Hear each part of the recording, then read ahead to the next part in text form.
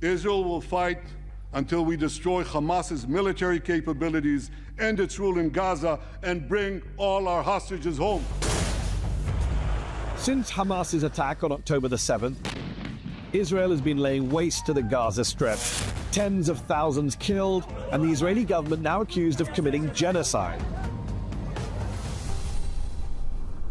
But what can the history of the conflict tell us about how we got here? My guest tonight is the famously provocative Israeli historian Benny Morris.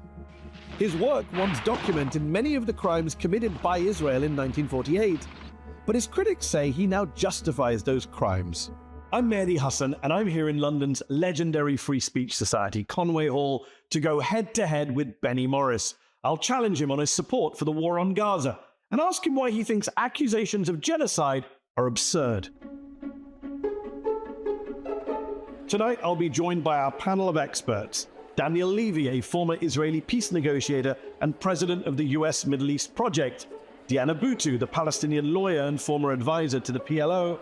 And Emmanuel Navon, an Israeli lecturer of diplomatic studies at Tel Aviv University.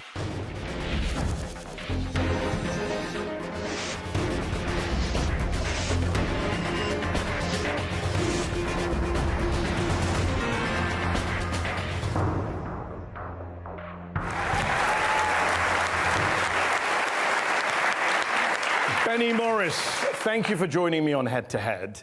You are a supporter, a defender of Israel's current war in Gaza, which began in its current form after the atrocities on October the 7th, and which has since killed more than 38,000 Palestinians, including 15,000 children, displaced more than 1 million people, made Gaza uninhabitable per the UN, and is being investigated as a possible genocide at the International Court of Justice. A lot of people around the world think it's a genocide. I happen to think it's a genocide, but you have called that accusation absurd. Why? Well, I once investigated a real genocide by Muslim Turks against the Christian communities of Turkey around the year 1900. Some 2 million Christians were killed at the time by Muslim Turks. And that's what a genocide actually looks like. What's happening in Gaza is a war. It's a war in which there are a lot of collateral deaths among Gazans. The war started, of course, by the Hamas from Gaza in a giant massacre on October 7th. And the only way to respond to that, and any country would have responded to that, more or less in the same fashion, I think, was to try and go after the Hamas. But the Hamas was embedded in the population, as you know, used the schools, the UNRWA schools, the hospitals, as bases, as places where they stocked their ammunition, their guns, themselves, hid in tunnels underneath these schools, in apartment buildings, and this all involved collateral damage, which of course the Hamas knew it was going to ignite by killing 1,200 Israelis on the 7th of October. I myself have problems with the war as it's being waged, but genocide it definitely isn't. The aim here is not to kill as many Palestinians. That's not the definition of genocide. It's one of the you wrote a book on genocide. That's not the definition of genocide. It's one of the definitions. It's not. Try and kill. It's not based on numbers, the definition It's also genocide. based on intent and on numbers. It's based on the intent to destroy, to kill in whole or in part. There's no intent here. As far as I know, look, I'm not a government spokesman. You seem to be presenting me as a government spokesman. How did I present you in a government spokesman? I asked you for your view on the war. I didn't say anything. We'll come to the government. I'm just asking about your view right now. The definition of genocide, you wrote a book on it, is nothing to do with how many people you kill. So it's not a numbers game. It's also a numbers game. The ICC chief prosecutor has asked for arrest warrants, not just for Hamas leaders, but for the Israeli prime minister and the defense minister for war crimes and crimes against humanity. And he says he has mountains of evidence. We've all seen with our own eyes the Israelis in Gaza commit war crimes on camera, kill unarmed people who are carrying white flags, blow up apartment buildings, drop 2,000-pound bombs on crowded refugee camps. Can we at least agree, Benny, even if we're going to disagree on genocide, that Israel has committed numerous war crimes since the Hamas war crimes on October the 7th? I'm fairly sure there have been war crimes, but the war itself is not a war crime, as the Hamas attack on Israel on the 7th of October was. It was a war crime from beginning to end. The aim was to kill as many civilians as possible, which they did, in accordance with the Hamas charter, which is to kill basically every Jew you can get hold of in Palestine. But I didn't ask about the aim. I asked about the acts that are being committed. As I said, probably there have been, as in all wars, war crimes. You accept there have been war crimes? Yes. So you would support an arrest warrant for Benjamin Netanyahu? I didn't say that. Why? Firstly, there hasn't been an arrest warrant. I know, there's been a request from the ICC chief prosecutor. So far, they haven't issued it. I don't know if you can hold a prime minister responsible if a sergeant kills several unarmed people intentionally. You don't think the Israeli Air Force bombing apartment buildings, refugee camps, mosques, cemeteries, hospitals, schools, universities, libraries? Firstly, it hasn't bombed, as far as I know, hospitals. They have attacked... Literally no expert agrees with you on that. That's not true. What you're saying is not true. The only hospital which I remember being bombed was by a rocket fired by the Islamic Jihad by mistake. That's as far as I remember. Israel has raided hospitals. Let me talk.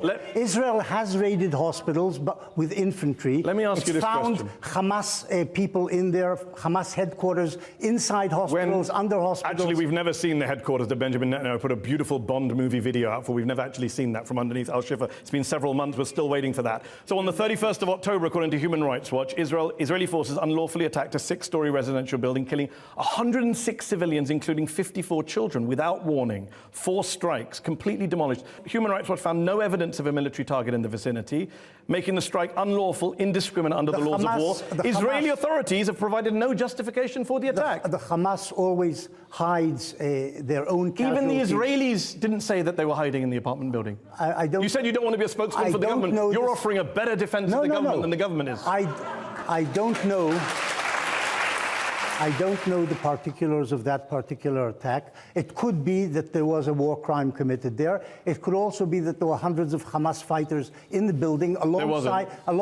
It could be Okay, so let's. Have you ever seen footage? Have you ever seen footage coming out of the Gaza Strip which shows a Hamas fighter dead? Have you ever seen that? How much? All you see is civilians. Benny, because they're hiding. They're hiding. I'm not a Palestinian journalist. I'm a foreign journalist, and guess what? We're not allowed in by the Israelis. They are hiding their casualties. So let me ask you this question. So then, I agree we should allow people in. Do you agree with me? I agree with you. Let me tell you something about the Israeli Air Force, if we're talking about this.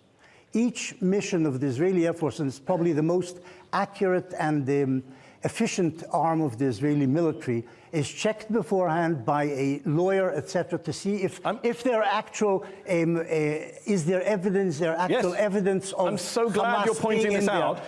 Because it's not a rogue operation, it goes all the way up. See, we can indict Netanyahu for these attacks because it's gone up the chain of command. It's not a rogue sergeant. It's not a rogue sergeant. We agree. All right. You say it's not genocide. Can we at least agree that it's genocidal rhetoric and genocidal intent from various members of the Israeli government? Yes. Can we agree that the rhetoric from Netanyahu and Herzog and Smotrich, this is genocidal rhetoric? Some of the ministers, I'm not sure about Herzog's quotes, and I'm not sure about what Netanyahu said, but some of the ministers... Netanyahu said Amalek, Benny. You know what Amalek means. I don't know if that's the same as genocide, but... Killing every man, woman and child. I don't know. And the donkeys. Listen, there's something absurd about this line of questioning. If Israel was intent on genocide, would you let me talk? Hold on. Can you let him speak? Would you let me talk? Can you let him speak? Yes. Guys, we are going to have to stop the entire show, and you will all have to go home if we do not have some order. Benny, please finish your point. If there was a genocidal intent in the war making in Gaza, there would be not 30,000 or...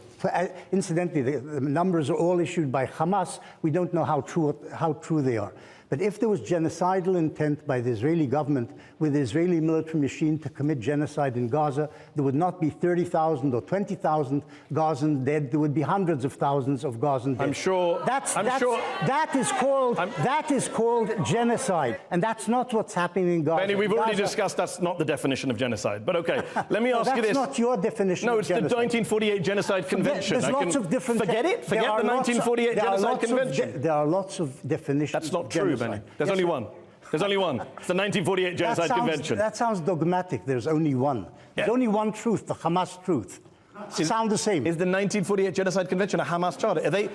Is everything Hamas, Benny? If there's a genocidal side in this battle, it is the Hamas. Okay, let me ask you this. Just look at its charter, read the words there, read what it says about what they intend to do to the Jews. That's what is important. I've interviewed people from Hamas and I've asked them about the charter. I'm interviewing you right now. I'm sure they tell you it's a nice document. I'm sure they do. Israeli minister called Avi Dikter, member of the Security Cabinet, he said, we're now rolling out the Gaza Nakba. He was referring to the Nakba, the catastrophe of 1948, when an estimated 700,000 Palestinians were driven from their homes. You famously documented a lot of that back in the 80s. You undermined a lot of Israeli propaganda that said they just fled on their own. So whether it's the 1948 Nakba or the 2024 Gaza Nakba, to quote Avi Dikter, for Palestinians, Zionism is Nakba. It is ethnic cleansing. Surely you, of all people, can recognize that. I'm not sure I can recognize that, no. Yeah, you keep putting words in my mouth. Zionism's intent was to establish a Jewish state in the area called Palestine, or the land of Israel. Initially, the Zionists wanted to establish a Jewish state on the whole land of Israel, or all of Palestine. 1937, 1938, Zionism changed and said, we can't have all of the land. There are lots of Palestinians here. Let's share it with the Palestinians. In 1937, the British Peel Commission proposed the partition of Palestine between the two peoples living in it. The Palestinians said no and continued their war against Britain and the Zionists. The Zionists said yes to the partition proposal by Peel. The international community repeated the idea of the partition of Palestine between the Jews and the Arabs in 1947, November, the famous Resolution 181. The Jews said yes to the UN partition resolution of 1947, accepting it. They would get some of Palestine, the Palestinian Arabs would get the other part, and the Palestinians said no and started shooting the next day, killing Jews. So this is one of the reasons I wanted to interview you, because... Yes. Because I know some of the history. You do know some of the history, and you said they all share. But the problem is, I don't know which Benny Morris I'm speaking to, because you're saying they all wanted to share the land. And yet, I have a book here that says, on the most basic level, Jewish colonization meant expropriation and displacement. Zionist ideology and practice were necessarily and elementally expansionist. Zionism was a colonizing and expansionist ideology. That's Righteous Victims by Benny Morris. I know. And you can respond. I'm glad that the audience is cheering things I've written. Because you were right in 2001. So I'm wondering about what happened to 2024. And I agree with every word in there. But as I said, Zionism changed its objective and goal in the 1930s and agreed reluctantly, resigned to the idea of partitioning the land. And from that point on, the Zionists, a number of times in 37, 47, the year 2008, proposed partitioning Palestine with the Palestinians, and the Palestinians consistently have rejected partition under the Hamas Palestinians and under the PLO Fatah as well. They always rejected partition. Let me ask you this. That's the truth, the basic truth of the conflict. Zionists hold on, Benny, let me ask you a question. Zionists willing to compromise, and the Palestinians always say no. Benny, yes, go ahead. I want to read a quote out to you. Yes. You keep saying lots of positive stuff today, sharing, dividing. I want to read a quote to you. There are circumstances in history that justify ethnic cleansing. Yes. That is not a quote from Slobodan Milosevic. Yes. That is not a quote from a Rwandan genocide. It's your quote. Yeah. And a lot of your critics say you no longer just document ethnic cleansing, you apologize for it as well. What's the context of what I quote? What you're the context is you're asked, do you condemn what they did in 1948, Zionist militias? You say no. You're asked, they perpetrated ethnic cleansing. You say there are circumstances in history that justify ethnic cleansing. What was the circumstance I'm talking about? You say, I know that this term I'm reading your quote. I know that this term is completely negative, but when the choice is between ethnic cleansing and genocide, the annihilation of your people, I prefer ethnic cleansing. So the Jews understood in 48, the Jews were under threat of annihilation by the Arabs, and that, in my view, legitimized, justified cleansing Arabs from Palestine. The Jews were threatened with death by a second genocide after the Nazi genocide. The Hutus said exactly the same thing about the Tutsis in 1994. They were talking about the Zionists? No, they said we can ethnically cleanse and kill these people because they're threatening us. No, right? Everybody who's ever done bad things says we're doing it defensively, right? I didn't say threatening. I said the Arabs of Palestine attacked the Jewish community in Palestine from 1947 on. But that doesn't justify ethnic cleansing, They were joined They You can't justify a war crime, a crime against humanity. Ethnic cleansing is not regarded as a war crime by any... So you're fine with it? It's not a matter of fine. It's not a happy event. I'm trying to understand. We're not. I prefer ethnic cleansing of the other to being massacred my own people. Yes, sure. Even if that involves innocent people being driven from their homes and not allowed to come back? Yes, if you're on the... How does that fit with Zionists wanted to share the land? Because, of course, the Zionists wanted... No, you're mixing up the times, the chronology. The Zionists were willing to share the land. The Arabs said no. The Arabs attacked them. And from that point on, the Jews, to defend themselves properly, they would have to drive out Arabs from certain areas from which the Arabs were attacking the Jewish community. So it was a pragmatic thing in the heat of war? It wasn't ideological, it was pragmatic. Even though you yourself say that transfer was inevitable and inbuilt into Zionism. Your words. It depends what you mean by transfer. A transfer... Depends what you mean by transfer. You're the one using the euphemism. It depends... No. It depends what part of the population we're talking about. Total transfer was never any part of Zionist policy. Partial transfer. A partial transfer from areas in which the Jews wanted to establish their state in part of Palestine, and from which the Arabs were busy attacking the Jews. Okay, I want to bring in the panel. Before I do, a lot of talk about whether Zionism is a form of colonialism. If I said to you Zionism is something colonial, what would you say to that? I would say there's some partial truth in it, but on large it's wrong. It's not a correct interpretation. Those are Theodore Herzl's words. He wrote a letter to Cecil Rhodes, the founder of Rhodesia in Zimbabwe. He said it's something colonial. Okay.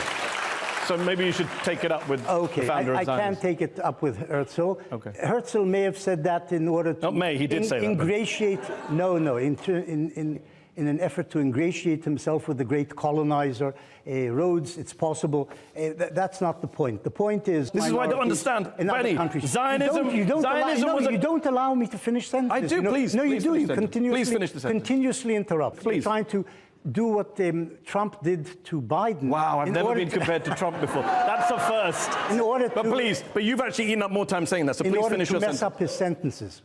Zionism intended to liberate the Jews from the alienation and oppression under which they lived in Eastern Europe, also later Central Europe, by establishing a state of the Jews, with a majority of Jews, with Jews ruling over themselves. They ended up in part realizing that dream at the expense of Palestinians. This is correct. Okay. This is what happened, as it turned out. We'll end on a point of agreement and bring in our panel. We have Diana Boutou, who's a Palestinian lawyer in Israel, former advisor to the PLO. Emmanuel Navon is an international relations lecturer at Tel Aviv University. Daniel Levy is a former Israeli peace negotiator, president of the US Middle East Peace Project. Diana, I'm interested in hearing what you have to say about genocide, because we started the show talking about genocide. Benny very adamantly says it's absurd. There's many definitions. You're a lawyer. What do you make of that? Look, Benny is exactly what I expect him to be, which is a genocide denier and a genocide apologist. Every human rights organization has been defining this as a genocide. We have the ICJ that has come out and said that there's plausible case for genocide, and yet we're to believe the Israelis, the only people who say that it isn't a genocide. Israel's allowed to be a colonizer. Israel's allowed to do what it pleases, and that Palestinians just have to sit by idly and take it. And this is the fundamental problem with Zionism. But we, Palestinians, are the ones who feel Zionism on our bodies. We've paid for it with our lives. We've paid for it with our land. This attempt to redefine Zionism will go nowhere, because you know, and the world knows, it's a colonial... Hold on, I'm going to bring in all the panel. It's a colonial... All right. Emmanuel, you teach international relations in Israel. Is there a recognition there that a lot of the world governments, allies of Israel, as well as the usual human rights groups, are very critical, at a minimum, of the way that Israel has prosecuted what's going on in Gaza? Well, first of all, Diana said we're feeling Zionism. You're right, you're feeling it, because the only place in the Middle East where Arabs are free is Israel. And so the freedom that you have, Diana, is because the only country in the Middle East where there is freedom is the state of Israel, from which you benefit, and you should be thankful for it. I'm not grateful at all. Because the only country in the Middle East where Arabs can elect their officials, be elected, be judges at the Supreme Court, be president of a university. The only free country in the Middle East is Israel. Daniel, do you want to respond to that? I find it staggering that the gentleman to my right is telling the Palestinian citizen of Israel how she is experiencing the reality under which she lives. It's a staggering moment for me.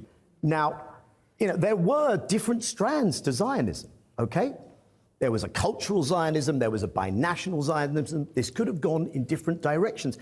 From the perspective of 2024, 75 plus years in, the idea that this is just something benign doesn't match with the reality that has been lived. Now, I would say it's clear what this has meant for Palestinians, but I would argue it's not doing what was written on the tin for Jews either. I don't think either Israeli Jewish or global Jewish safety is best served by the actions we see day in, day out in Gaza. Would you like to respond to what you've heard from the panel? Please. I think there's a misunderstanding here. There is a separation between Israel and the West Bank, Israel and the occupied territory largely populated by the Palestinians and the State of Israel. In Israel itself, there is a rule of law. There is generally equality between the Jews and the Arabs, and you're misrepresenting it when you say that they are persecuted, and he's damn right in what he says. All the Arab states are dictatorships which do not allow their citizens any freedom, and Israeli Arabs enjoy most of the rights. They may be discriminated against in certain things, but they may enjoy certain rights which Jews do not have. For instance, not serving 3 years, wasting 3 years in the army, for example. Israeli Arabs don't do that. We don't want to do No, it's fine. Yes, I'm pretty sure most Palestinians are Yeah. desperate to serve in the Israeli military right now. I'm sure you're right. Thank you for leaving us from One should be in pre-1967 Zionism in Israel, it was not a colonial enterprise. In the West Bank, there is a colonizing and colonial framework, which is even apartheid-like in its actual workings. But in pre-1967 Israel, that was not the case. And for the first 100 years or so of Zionism, it wasn't a colonial venture. It wasn't a venture of an extension of an imperial. Let me just define colonialism, since you're so busy defining genocide. Imperialism and colonialism were matched together, in which an empire sent its children to dominate and take over a third world country and exploit its riches and its people. This is not what Israel did until 1967. Emmanuel, do you agree with Benny that there is a colonial aspect, an apartheid-like aspect to the occupied West Bank? No. Zionism is a national liberation movement that freed its land from Arab Muslim colonialism. How do you think Islam expanded itself from the Arab Peninsula to Indonesia, from Indonesia to Morocco? Not from the Holy Spirit. This was conquest and colonialism. Okay, we are out of time, and I'm going to give Diana the last word before we take a break. Okay, so now we have a Nakba denier and a Nakba apologist, as well as a genocide denier, genocide apologist. The point of the matter is that Palestinians have always paid the price for Israel's colonial adventures. My family hails for hundreds of years from Palestine. And what happened in 1948 was my family was ethnically cleansed from Palestine. Where? From Al-Mjadel. Never able to return back to their home. My father died unable to return back to his village because of the colonialism that is called Zionism. There is no place for Zionism. We are way over on time. Daniel, 30 seconds, you want to come in. What's remarkable to me is we've gone from denying the Nakba, and Benny Morris actually helped get past that, to threatening a second Nakba, and that's the narrative in Israel today, without going through what's most necessary, which is acknowledging and healing and redressing and Palestinians actually getting their rights, because without that, not only will Palestinians never see peace and security and the achievement of freedom, but Jewish Israelis will always live in the knowledge that that wrong will create a blowback and there's no security. That is it for part one of Head-to-Head with our special guest, Benny Morris. In part two, we'll be talking about what is happening inside of Israeli society. We'll be talking a bit more about Benny Morris's views. And we'll hear from our, I was going to say patient audience at Conway Hall, but they're not so patient tonight. That's in part two of Head-to-Head.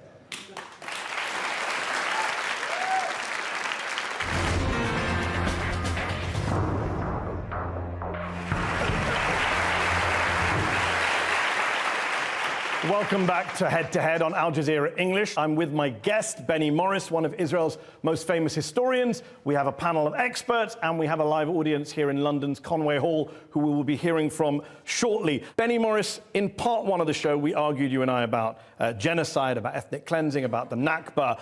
Can we start part two, Benny, by agreeing, both of us, on something, that Israel has seen in recent years a pretty serious, severe, brazen shift to the right, some would say far right, with the likes of Bezalel Smotrich and Itamar Ben-Gvir in the cabinet, a lot of fanatical settlers inciting violence in the occupied West Bank. According to some polls, 60% of Israeli Jews say it's better for there to be segregation between the two societies. 48%, according to one poll a few years ago, supported the expulsion of Palestinian citizens of Israel. What is going on in Israel? Israel has turned definitely to the right. It's partly to do with demography. More religious people are born, more than secular people. I would say also, unfortunately, more Sephardi people are born than Ashkenazi secular people. I would say that in addition to the demographic shift, which has taken place in the last 20, 30, 40 years, continuous Arab terrorism and Arab reluctance to reach a compromise has also driven Israelis to the right. You've also been critical of the far right in Israel, as we just heard you say. I'm very critical. You've called Netanyahu cowardly and incompetent. But you yourself have been criticized by some on the left, both in Israel and abroad, for your own views. And I just want to get through some of them with you, because you've said what many would say are racist things about Palestinians, Arabs, Muslims. You've called them barbarians. You've said they have no moral inhibitions. You've said they ought to be caged. You've said Palestinian citizens of Israel are a time bomb, a fifth column, the emissary of the enemy. I got the gist. I know, but the audience need to hear it. Okay. You say you're a liberal and you believe in the peace process. A lot of Palestinians would say, how do we make peace with people who say they're liberal Zionists and they think of us in this way? It's quite a question of quoting out of context, which you are indulging in.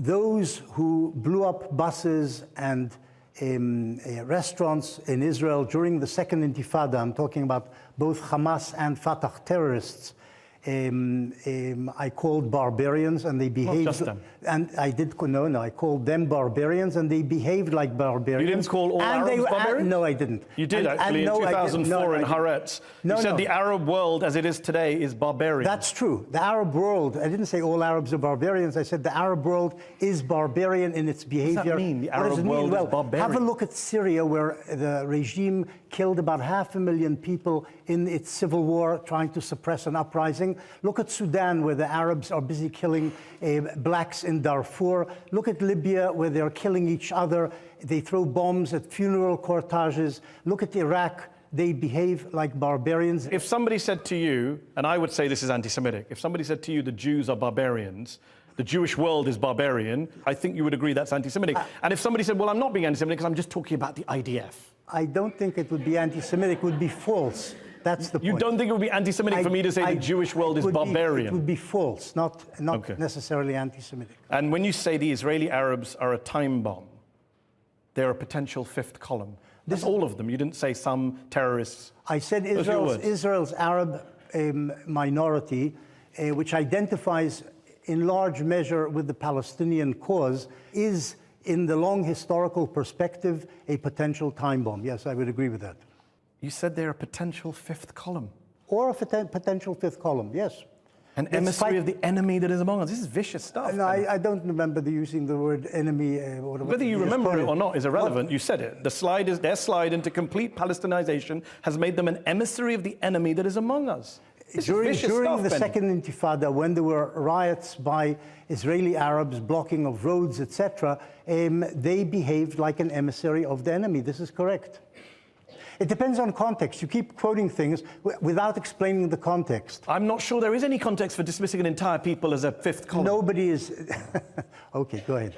All right, let's talk about some other views of yours, which are somewhat controversial, many would say. You're not just somebody who said some... You don't actually want any facts from me or any explanations of anything. You just explained yourself very well. You said the Iraqis who throw bombs. You just want to accuse.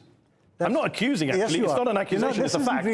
This isn't really an interview. This is basically blame-throwing and an interrogation. You don't like defending your views?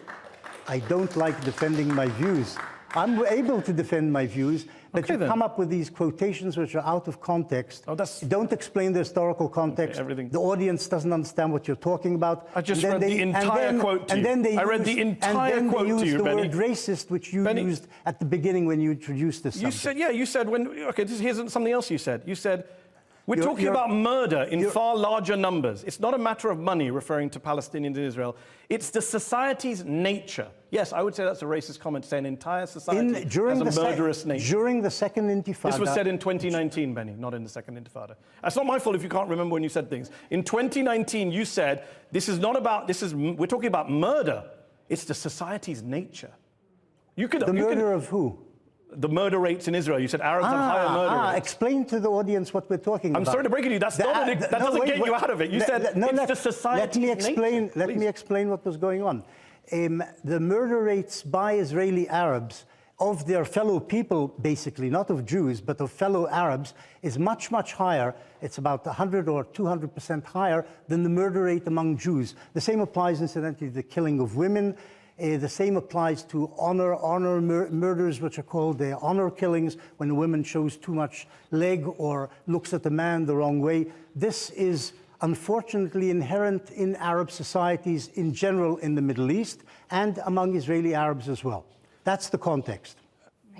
My problem is there's no context for making sweeping statements. You know that's true. Let me ask you this. You're a racist. Let me ask Is you that this. true or not? You are a racist. We will Is bring it in. true? We will bring in Not Diana. racist. Is it We will true? bring in Diana in a moment. Racist. Is it true? I want to ask one You last are a question. racist. Forget the word racist. Benny. Is You it actually just true? made a racist We're talking comment about when you facts. said Benny, that I will let Diana unfortunately respond in a there's higher moment. birth rate among I will let Sephardim you can't tell me that you versus don't want heckling from the audience and then engage when we're talking. You can't have it both ways. So I'm talking to you. We'll come to the audience. Okay. I'm heckling the audience. One last question. You can do what you like. One last question. It's a free country, as they say. Let me ask you this. It's not just the racism that you've been accused of. You've also been accused of warmongering. You just recently wrote a Haaretz column in June where you said Israel should consider nuking Iran to prevent them from acquiring nuclear weapons. Not even Benjamin Netanyahu has said that. You've said it. Well, he's more responsible. He's a prime minister. So you're irresponsible. Yes.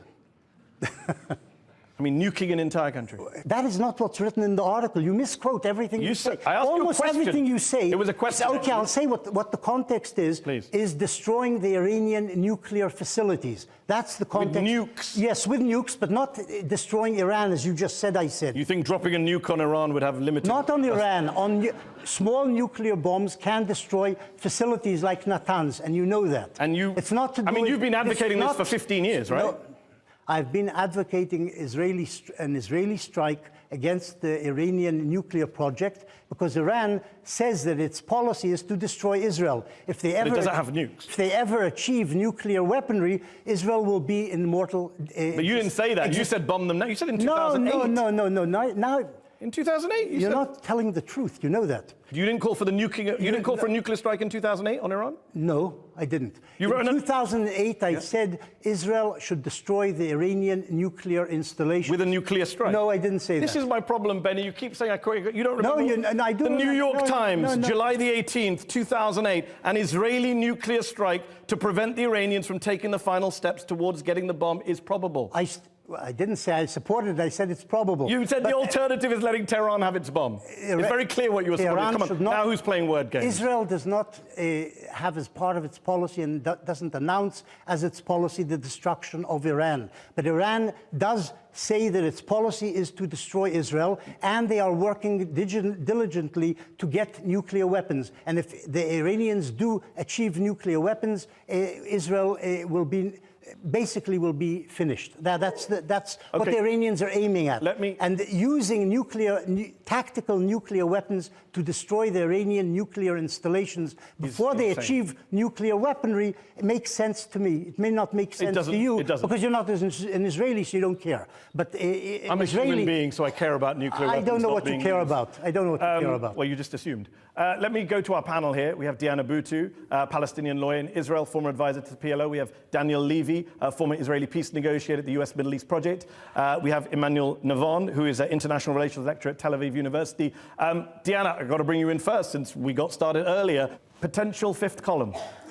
This is exactly the problem, is that he's a racist. He espouses these racist views. That's the problem with Israel. Israel is a society, a country that is based on this idea of Jewish supremacy, and anything that they do or say goes, which means, therefore, that as a Palestinian who lives in that country, who is not enjoying any benefits of so-called democracy, that they get to espouse and tell me how I feel.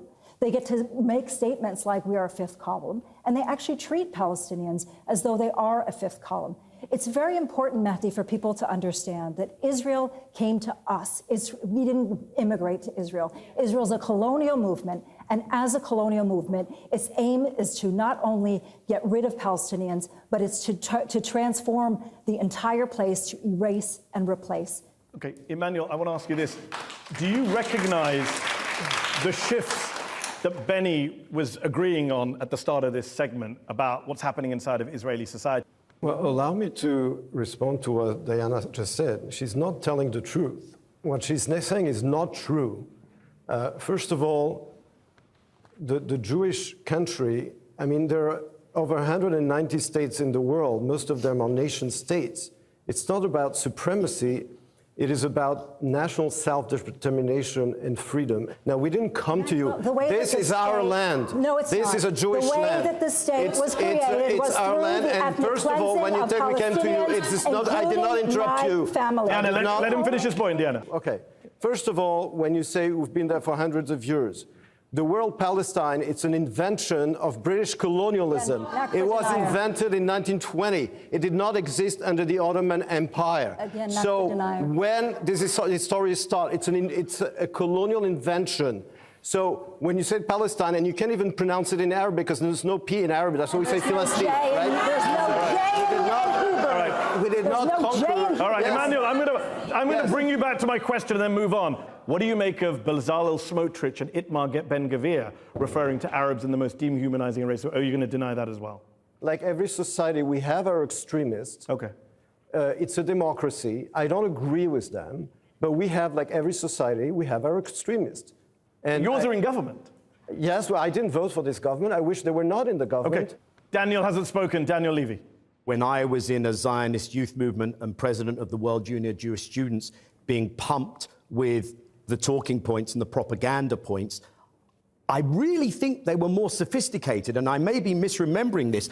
I genuinely cannot believe that this is what now constitutes an Israeli attempt at defending and putting your best foot forward. But then I look at the reality in Israel today, and of course that's what it should look like, because what's the reality we're living in?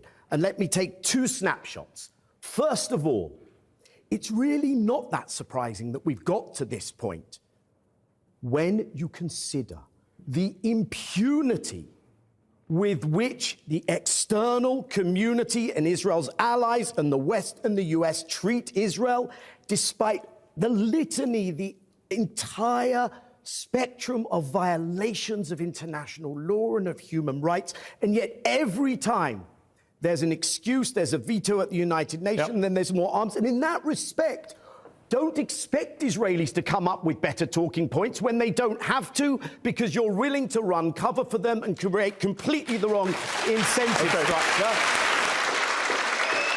Please respond briefly. I must protest.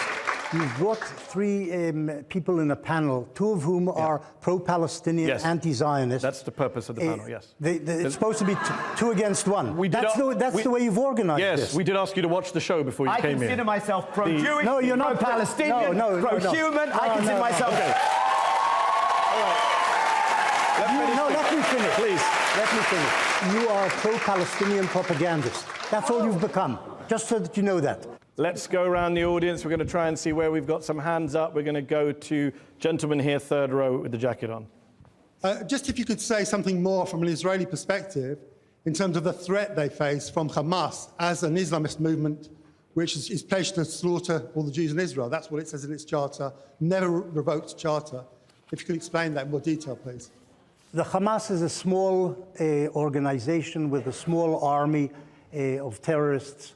It doesn't represent, in my view, an existential threat to Israel, but as part of the larger Muslim radical Arab world, that part of it, including Iran, together they do represent an existential threat to Israel. Israel is not fighting merely the Hamas, it's fighting the Houthis, it's fighting militias in Syria and Iraq, it's fighting the Hezbollah, orchestrated by the Iranians at the moment, which wants to destroy Israel, yes. Lady here in the third row on the second.